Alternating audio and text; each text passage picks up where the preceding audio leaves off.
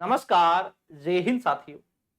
MP assistant professor और मैं बात कर रहा हूं इतिहास की संभावित कट ऑफ कितनी जाने की संभावना है।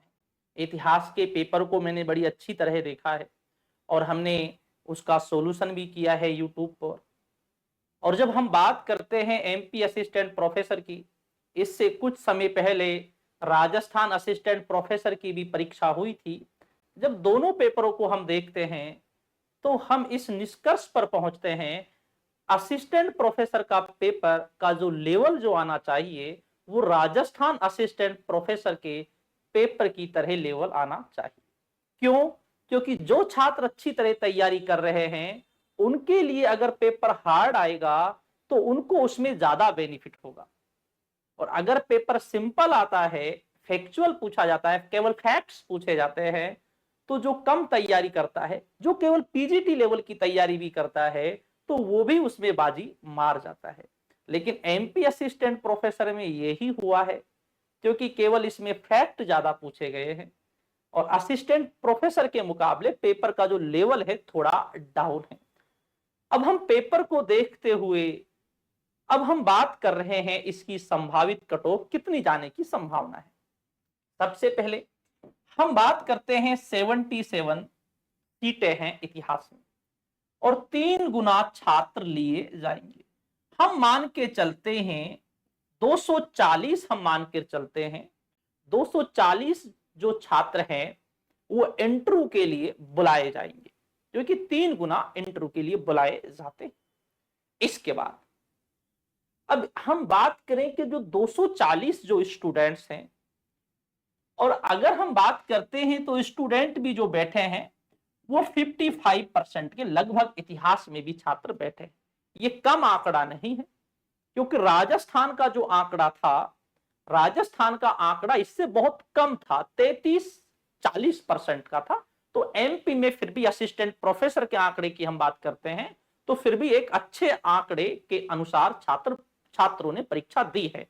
हम इसे कम नहीं मान सकते। जी हाँ। अब बात की जाती है कि अब जो कट ऑफ है वो कितनी जा सकती है। और जो फर्स्ट पेपर आया है वो पेपर भी अधिकांश स्टूडेंट्स का, मेरे भी स्टूडेंट्स, काफी स्टूडेंट्स हैं जिन्होंने इतिहास की परीक्षा दी है, तो उस पेपर का लेवल भी ज्यादा नहीं आया था। जी हाँ। तो हम बात करते हैं 600 प्लस 200, 800 अंक है। अब इसकी जो कट ऑफ है वो इंटरव्यू के लिए कितनी जा सकती है, जो मेरा मानना यह है इसकी जो कट ऑफ है इंटरव्यू के लिए जो जा सकती है वो 72 से लेकर 76 तक जा सकती है। 72 से लेकर 76 तक जा सकती है। अब इसमें ईडब्ल्यूएस, ओबीसी, एससी, एसटी, इनकी थोड़ी कट ऑफ को आप थोड़ी कम कर लीजिए। एससी एसटी की कट ऑफ की जब हम बात करते हैं तो इनकी हम बात करते हैं तो इनको 5-7 आप उसको डाउन कर लीजिए। उनको आप मान लीजिए 65 के लगभग मान लीजिए, 65-67 के लगभग मान लीजिए। लेकिन जनरल कैटेगरी की पूरी तरह यह संभावना है।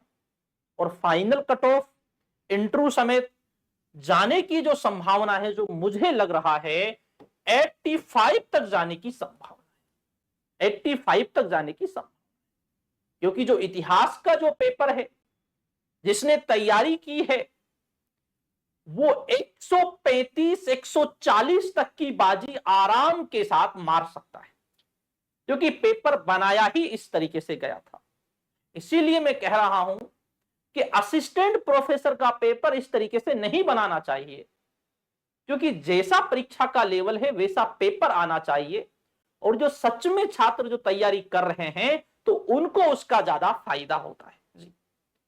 तो इसकी जो संभावित जो कट ऑफ है 72 से 76 तक इंटरव्यू कॉल की संभावना है, और फाइनल जो कट ऑफ है 85 तक मानिए। अब इसमें ईडब्ल्यूएस, ओबीसी, एससी, एसटी, तो उनको थोड़ा आप इसमें कम मान लीजिए। इसकी एक वजह यह भी है कट ऑफ इतनी की जाने की, क्योंकि जो वहां पर एमपी में जो संविधा पर कॉलेजों में पढ़ा रहे हैं उनको एमपी सरकार की ओर से उनको भी कुछ अंक दिए जाएंगे जो इंक्लूड किए जाएंगे। तो इस वजह से इसकी कट ऑफ जाने की पूरी तरह जो संभावना है वो ये है पेपर को देखते हुए। जी हाँ, और मेरा आकलन पूरी तरह जो है वो यहां पर आकर टिका है 72 से 76 तक। ये कट ऑफ है इंटरव्यू कॉल के लिए। जी हाँ, तो ठीक दोस्तों, शुक्रिया, धन्यवाद और जय हिंद।